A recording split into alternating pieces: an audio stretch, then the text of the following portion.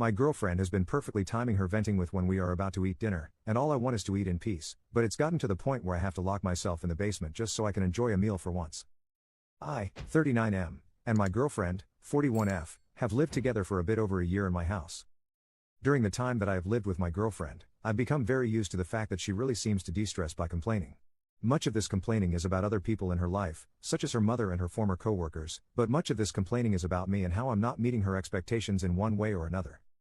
I'm generally fine listening to her rant and will make all the appropriate motions to show that I'm listening, but a few months back, her complaining increased significantly in frequency. Again, I'm happy to listen to her, but one time that I do not want to listen to complaining is when I'm eating. Breakfast time isn't an issue because she's still asleep when I eat it, and lunchtime is fine because I work 6 days a week and I'm out for lunch, but I would really love nothing more than to just have a quiet dinner. It's especially irritating because she gets upset when I don't answer her fast enough, even when I'm chewing. She'll start saying hello? Hello? Hello? Are you even listening? As I try to swallow the food quickly and answer her.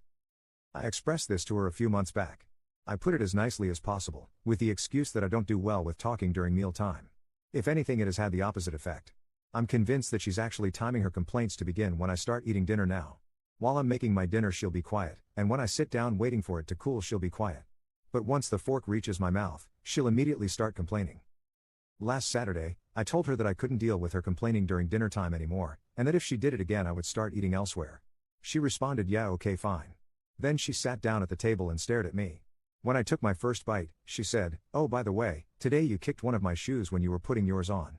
It made me feel like you only care about your own things and not mine." I stood up and went down to the basement to eat, locking the door behind me. I've taken to doing this for every day since, and she'll bang on the door at times. At other times she has demanded I give her a key, as I have the only copy. Today she was literally crying and begging me to eat dinner at the table, but I said no. Now she's threatening to take the door off its hinges while I'm at work, so I know I have to lock it from the outside before going tomorrow. Am I in the wrong here? Commenter 1. Why are you with someone this miserable? I cannot imagine listening to someone complain every mealtime. All day, every day. Are you really going to do this for the next 20 years or more? Yikes. NTA. Commenter 2. You locked her out of the basement. That's a good first step. Now do the same with the rest of your house. Commenter 3. It's not even about her being miserable. It's more about her engaging in emotional abuse.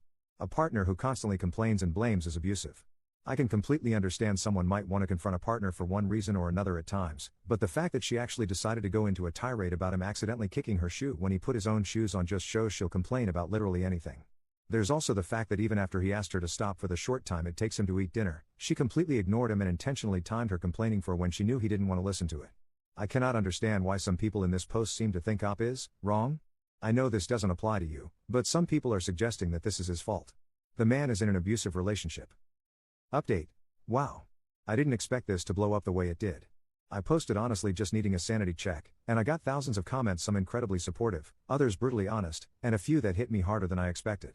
Thank you to everyone who responded, seriously. A lot has happened since the post. First, yes, I did go ahead and lock the basement door from the outside before going to work.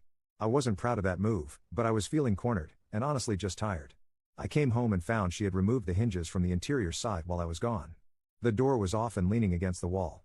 That was a moment. She wasn't yelling. She was sitting on the couch, visibly upset, and just said, "So this is where we're at now?" We had the longest, rawest conversation we've ever had that night. She admitted she had started using dinner as her emotional dumping ground because she knew it would get my attention, and she felt like the only time I slowed down enough to be with her was when I was eating. Her words. She also admitted that my request to stop complaining during dinner made her feel like I was putting a timer on her feelings. I told her I wasn't asking her to be silent, just for a break from the emotionally heavy stuff while I was trying to decompress from my own day. There were a few tears on both sides. I told her that I love her, but I can't live in a state of constant emotional defense, especially not over dinner. I also said that the shoe comment right after our talk was weaponized pettiness, and that it was cruel. We agreed to try something new. Now we do venting hour after dinner. Literally. I even set a little timer, her suggestion, not mine. Dinner is for unwinding and connecting, or even sitting in comfortable silence. After that, if she still needs to unload, I give her my full attention, and she gets to talk freely. So far, it's been a surprising success. It's not perfect. Some nights are awkward. But the basement is just a basement again, and the door is back where it belongs. We're also looking into couples therapy, not because we're failing, but because we finally agreed it's okay to get help before things fall apart. Thank you again to everyone who responded. Even the tough comments helped me realize that choosing peace for yourself isn't immature, sometimes it's the most adult thing you can do. Commenter 1. What does she have to vent about for an hour every day? She needs to look at her life and make some changes if this is the norm. Commenter 2. I would dump her. Someone trauma dumping on you every day is toxic as hell.